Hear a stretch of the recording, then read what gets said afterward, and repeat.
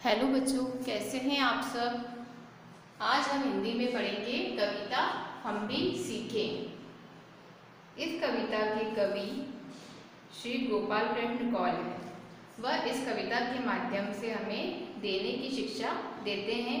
वह इस कविता के में बताते हैं कि प्रकृति की विभिन्न वस्तुएं हमें कुछ न कुछ देती है, तो प्रकृति की इन चीज़ों से हमें देना सीखना चाहिए और हमें भी दूसरों को कुछ न कुछ देते रहना चाहिए।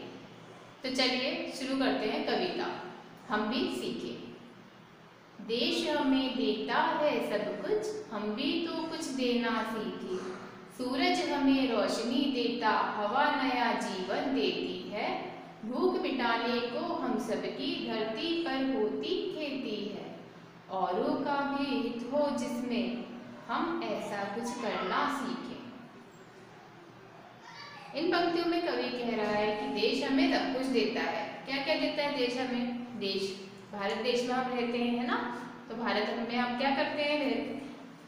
रहने के लिए देश हमें घर देता है, खाने पीने के लिए अनाज देता है, आपको खेलने के लिए मैदान देता है। तो देश से हमें क्या मिलता है? हमें रहने के लिए, अपना जीवन जीने के लिए सब कुछ मिलता है। तो हमें भी कुछ देना सीखना चाहिए। जैसे देश हमें सब कुछ देता है तो हमें भी देश को कुछ देना चाहिए। देश को हम क्या दे सकते हैं? देश को हम अपनी सेवा दे सकते हैं। और कैसे दे सकते हैं?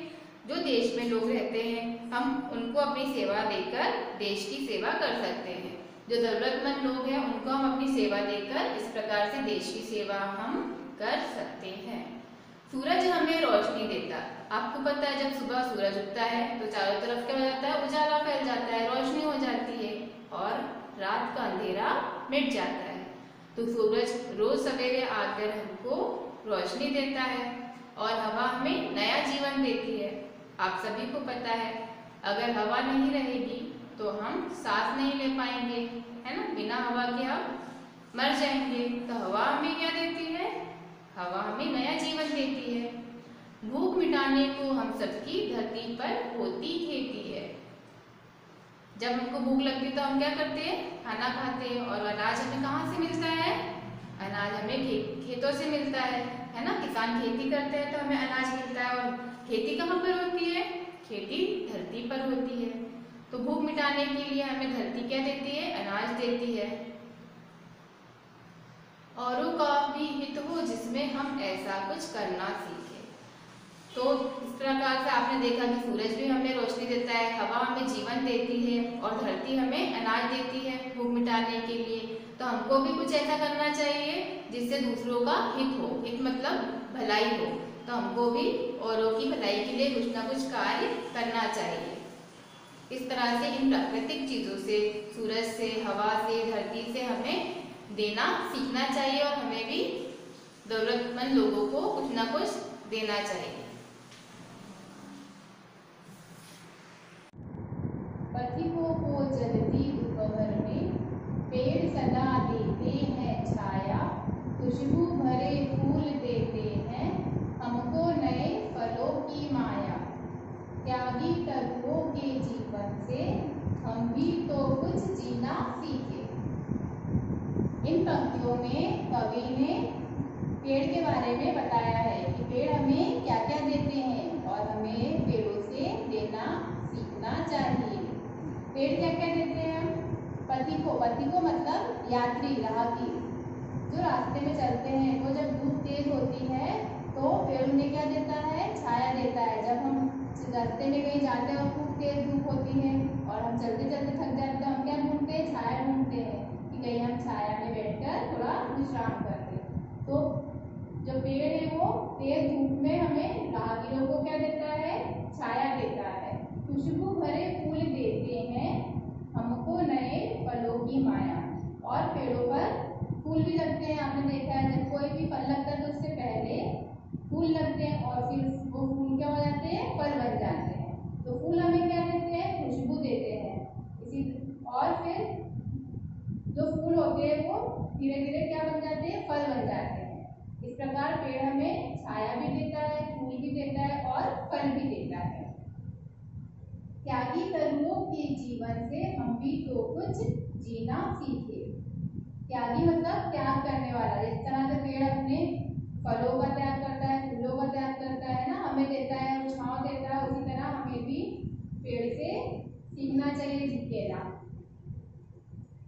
क्या क्या देता है? पेड़ हमें लकड़ी देता है, छांव देता है, फूल देता है और फल देता है। तो हमें पेड़ से त्याग करना सीखना चाहिए, मतलब हमें भी दूसरे लोगों को कुछ ना कुछ देना चाहिए।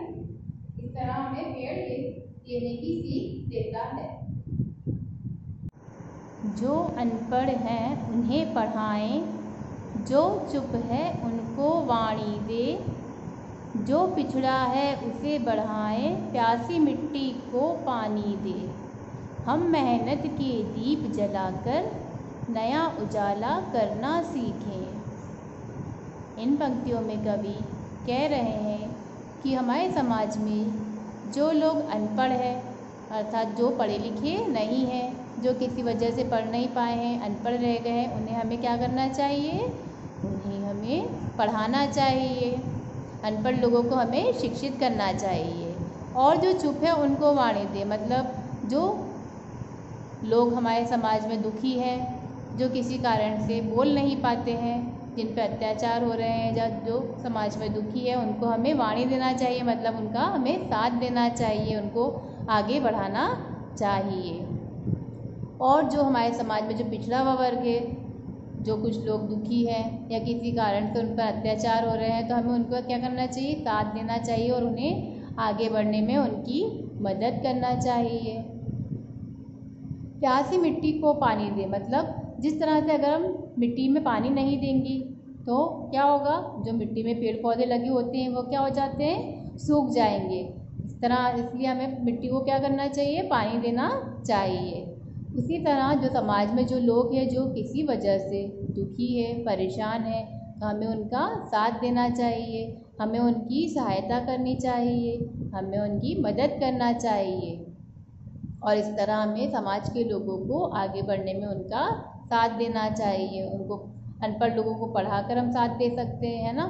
जो दुखी लोग हैं, जो बोल नहीं पाते हैं, हम उनका साथ देकर उनकी आवाज़ बन सकते हैं, उनके दुखों को बता सकते हैं, उनकी समस्याओं को हल कर सकते हैं। इस तरह से पिछड़े वर्ग को हमें क्या करना चाहिए? आगे बढ़ाना चाहिए।